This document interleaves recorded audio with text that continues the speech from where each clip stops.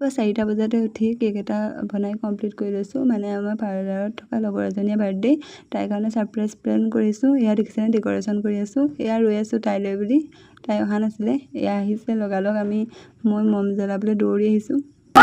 কি হ'ল?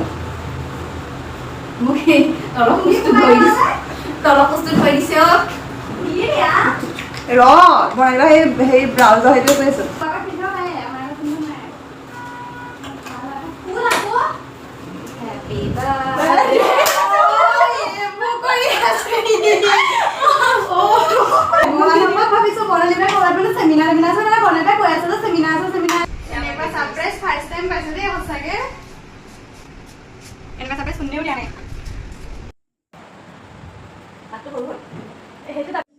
সেয়া কেক কটা হৈ গ'ল। তাৰপিছতে আমি কেইজনীয়ে চাহ খাই ল'লোঁ কেকৰ সৈতে।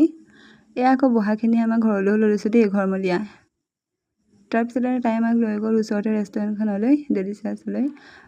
পনীৰ বাটাৰ মছলা ৰুটি খোৱালে। তাৰপিছতে মই আকৌ আহি আমাৰ গাঁৱতে ভাওনা আছিলে, পেহী ছোৱালীজনীয়ে ভাও কৰিছিলে সীতাৰ ওপৰত। তাইক সজাই দিলোঁ, মানে মেকআপ কৰি দিলোঁ। কেনেকুৱা লাগিছে তাইক জনাবচোন। ময়ো ওলাই ল'লোঁ ভাওনালৈ বুলি, ওচৰতে যিহেতু পেহী ঘৰৰ পৰাই গ'লোঁ ভাওনা চাবলৈ।